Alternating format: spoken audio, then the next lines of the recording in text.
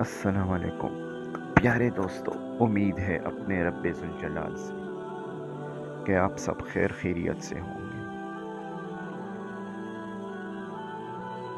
پیارے دوستو، اپنے ویڈیو کی طرف جانے سے پہلے آپ سب سے ایک چھوٹی سی درخواست ہے کہ رضائے خداوندی کی خاطر اور اپنی آخرت میں کامیابی کی خاطر اس اسلامی چینل کو سبسکرائب کریں، تمام ویڈیوز کو لائک، فالو، شیئر کریں تاکہ یہ علم دوسرے مسلمانوں تک بھی پہنچ سکے۔ پیارے دوستو، اس سے پہلے ویڈیو میں آپ کو بتایا گیا کہ نبوت کا طلوع کیسے ہوا اور کس طرح ابرہہ اسلام کا، خانہ کعبہ کا دشمن بنا۔ نعوذ باللہ، خانہ کعبہ کو مٹانے کے لیے اس نے کیا کوشش شروع کی۔ تو دوستو، یہ تو آپ سب جانتے ہوں گے کہ جو بھی انسان اپنے رب سے ٹکرانے کی کوشش کرتا ہے اس کا نام و نشان مٹ جاتا ہے، اور یہی سب ابرہہ کے ساتھ بھی ہوا۔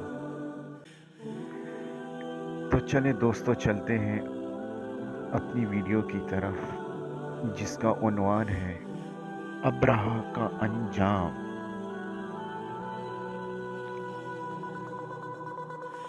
دوستو، ابرہہ کے ہاتھی کو اٹھانے کی مسلسل کوشش جاری تھی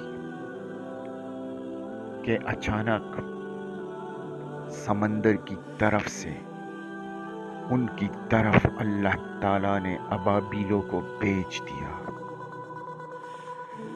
وہ ٹڈیوں کے جھنڈ کی طرح آئے۔ دوسری طرف عبد المطلب مکہ میں داخل ہوئے، حرم میں پہنچے اور کعبہ کے دروازے کی زنجیر پکڑ کر ابرہہ اور اس کے لشکر کے خلاف فتح کی دعا مانگی۔ ان کی دعا کے الفاظ یہ تھے: اے اللہ، یہ بندہ اپنے قافلے اور اپنی جماعت کی حفاظت کر رہا ہے، تو اپنے گھر یعنی بیت اللہ کی حفاظت فرما۔ ابرہہ کا لشکر فتح نہ حاصل کر سکے، ان کی طاقت تیری طاقت کے آگے کچھ بھی نہیں ہے۔ آج صلیب کامیاب نہ ہو۔ دوستو، یہاں صلیب کا لفظ اس لیے بولا کیونکہ ابرہہ عیسائی تھا، اور صلیب کو عیسائی اپنے نشان کے طور پر ساتھ لے کر چلتے ہیں۔ اب انہوں نے اپنی قوم کو ساتھ لیا اور ہرا پہاڑ پر چڑھ گئے،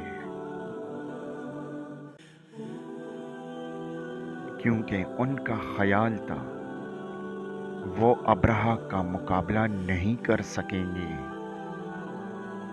اور پھر اللہ تعالیٰ نے پرندوں کے جھنڈ بھیج دیے۔ یہ پرندے چڑیا سے قدرے بڑے تھے، ان میں سے ہر پرندے کی چونچ میں پتھر کے 3 ٹکڑے تھے۔ یہ پتھر پرندوں نے ابرہہ کے لشکر پر گرانے شروع کیے۔ جو ہی یہ پتھر ان پر گرے، ان کے ٹکڑے ٹکڑے ہو گئے، بالکل اسی طرح جیسے آج کسی جگہ کے اوپر سے بم گرایا جائے تو جسموں کے ٹکڑے اڑ جاتے ہیں۔ ان پتھروں نے بھی بم کا کام کیا۔ ابرہہ کا محمود، ہاتھی محمود، البتہ ان کنکریوں سے محفوظ رہا، باقی سب ہاتھی تہس نہس ہو گئے۔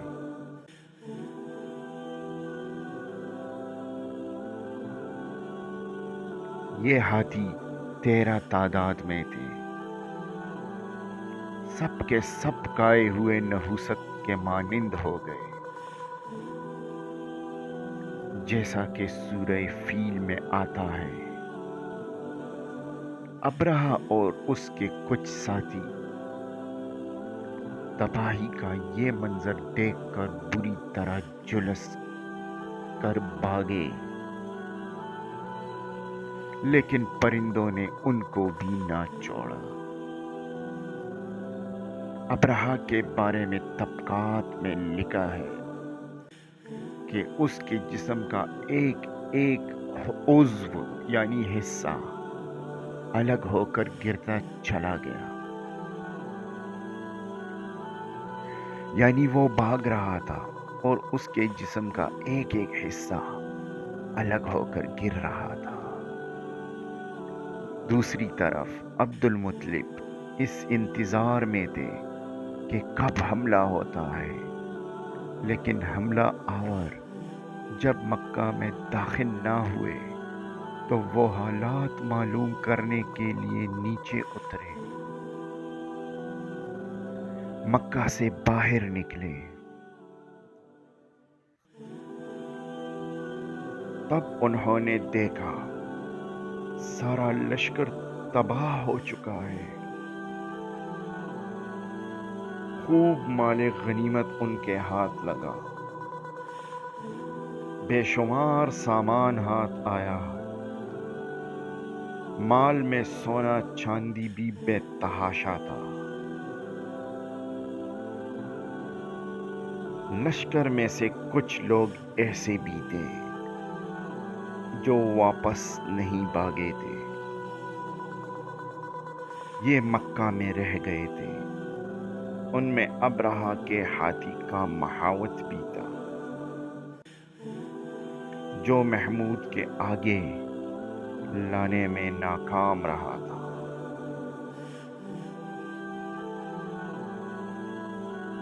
پیارے دوستو، اللہ کی قدرت دیکھیے کہ ہمارے پیارے نبی حضرت محمد صلی اللہ علیہ وآلہ وسلم اس واقعہ کے چند دن بعد پیدا ہوئے۔ آپ جس مکان میں پیدا ہوئے وہ صفا پہاڑی کے قریب تھا۔ حضرت کعب احبار رضی اللہ تعالی عنہ روایت کرتے ہیں کہ میں نے تورات میں پڑھا تھا کہ رسول اللہ کی پیدائش مکہ میں ہوگی۔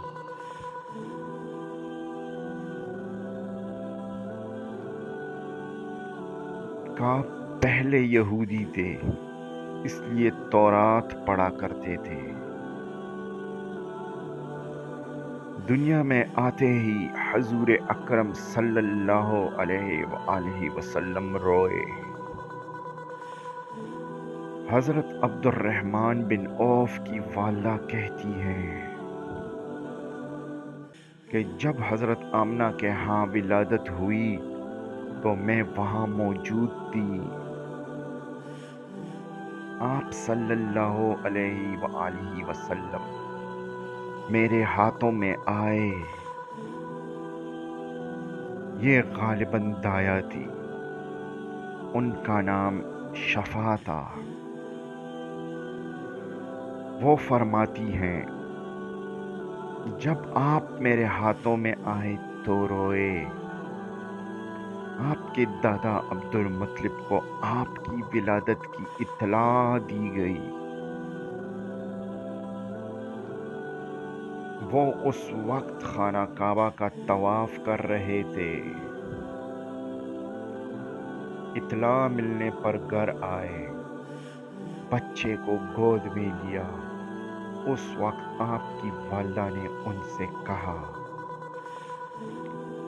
یہ بچہ عجیب ہے، سجدے کی حالت میں پیدا ہوا ہے، یعنی پیدا ہوتے ہی اس نے پہلے سجدہ کیا، پھر سجدے سے سر اٹھا کر انگلی آسمان کی طرف اٹھائی۔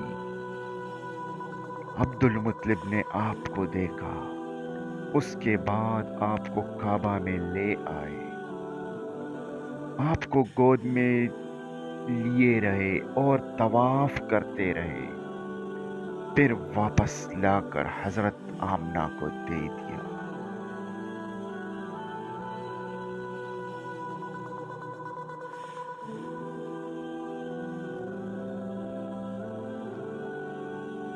آپ کو عرب کے دستور کے مطابق ایک برتن سے ڈھانپا گیا، لیکن وہ برتن ٹوٹ کر آپ کے اوپر سے ہٹ گیا۔ اس وقت آپ اپنا انگوٹھا چوستے نظر آئے۔ اس موقع پر شیطان بری طرح چیخا۔ تفسیر ابن مخلد میں ہے کہ شیطان صرف 4 مرتبہ چیخا۔ پہلی بار اس وقت جب اللہ تعالیٰ نے اسے ملعون ٹھہرایا، دوسری بار اس وقت جب اسے زمین پر اتارا گیا، تیسری بار اس وقت چیخا جب آن حضرت صلی اللہ علیہ وآلہ وسلم کی پیدائش ہوئی، اور چوتھی مرتبہ اس وقت جب نبی کریم پر سورہ فاتحہ نازل ہوئی۔ اس موقع پر حضرت حسان ثابت رضی اللہ تعالی عنہ کہتے ہیں، میں 8 سال کا تھا، جو کچھ دیکھتا اور سنتا تھا اس کو سمجھتا تھا۔ ایک دن میں نے یثرب یعنی مدینہ منورہ میں ایک یہودی کو دیکھا، وہ ایک اونچے ٹیلے پر چڑھ کر چلا رہا تھا۔ لوگ اس یہودی کے گرد جمع ہو گئے اور بولے، کیا بات ہے، کیوں چیخ رہے ہو؟ یہودی نے جواب دیا، احمد کا ستارہ طلوع ہو گیا ہے اور وہ آج رات پیدا ہو گئے ہیں۔ حضرت کعب احبار فرماتے ہیں کہ میں نے تورات میں پڑھا ہے کہ اللہ تعالیٰ نے حضرت موسیٰ کو آن حضرت صلی اللہ علیہ وآلہ وسلم کی ولادت کے وقت کی خبر دے دی تھی، اور حضرت موسیٰ نے اپنی قوم بنی اسرائیل کو اطلاع دے دی تھی۔ اس سلسلے میں انہوں نے فرمایا، تمہارے نزدیک جو مشہور چمکدار ستارہ ہے، جب وہ حرکت میں آئے گا تو وہی وقت رسول اللہ صلی اللہ علیہ وآلہ وسلم کی پیدائش کا ہوگا۔ حضرت عائشہ رضی اللہ تعالی عنہ اسے روایت ہے کہ ایک یہودی عالم مکہ میں رہتا تھا۔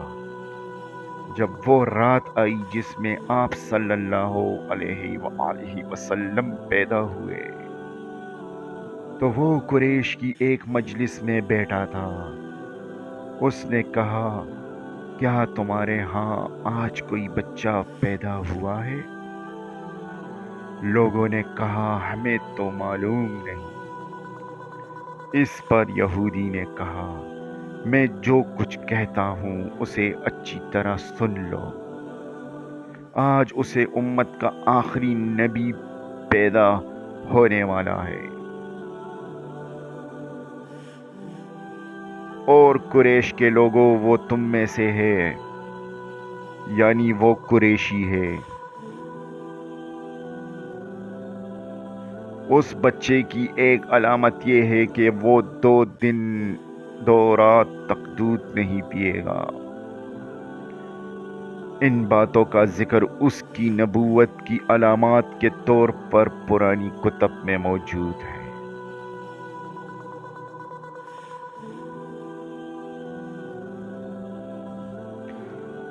بچے کو کپڑے سے نکال کر انہیں دے دیا گیا۔ لوگوں نے آپ کے کندھے پر سے کپڑا ہٹایا۔ یہودی کی نظر جو ہی مہر نبوت پر پڑی، وہ فوراً بے ہوش ہو کر گر پڑا۔ اسے ہوش آیا تو لوگوں نے اس سے پوچھا، تمہیں کیا ہو گیا تھا؟ جواب میں اس نے کہا، میں اس غم سے بے ہوش ہوا تھا کہ میری قوم میں سے نبوت ختم ہو گئی، اور اے قریشیوں، اللہ کی قسم یہ بچہ تم پر زبردست غلبہ حاصل کرے گا۔ جزاک اللہ، جزاک اللہ۔ پیارے دوستو، یہ تھی ہماری آج کی ویڈیو۔ پیارے دوستو، انشاءاللہ اپنی اگلی ویڈیو میں آپ لوگوں کو بتایا جائے گا کہ کس طرح رسول اللہ محمد صلی اللہ علیہ وآلہ وسلم کا ستارہ چمکا۔ پیارے دوستو، اب ہے دعا کا ٹائم۔ اے میرے پروردگار، ہر اس مسلمان کے گھر سے تمام غم، مصیبتوں کے سائے اور بلائیں دور فرما، جو تیری رضا کی خاطر اس چینل کو سبسکرائب کر کے یہ ویڈیو آگے شیئر کریں، فالو کریں، تاکہ یہ علم دوسروں تک بھی پہنچ سکے۔ اے میرے پروردگار، ہر اس شخص کو اولاد کے غم سے دور رکھ جو تیرا اور تیرے اسلام کا کوئی بھی پیغام آگے پہنچائے۔ اے میرے پروردگار، ہر اس مسلمان کو اولاد کی خوشی دکھا جو تیری رضا اور آخرت میں کامیابی کی نیت سے ایک بار درود شریف پڑھ کر یہ ساری ویڈیو اور واقعات دل کی گہرائیوں سے سنیں، اسے آگے پہنچائیں اور سبسکرائب کریں۔ آمین۔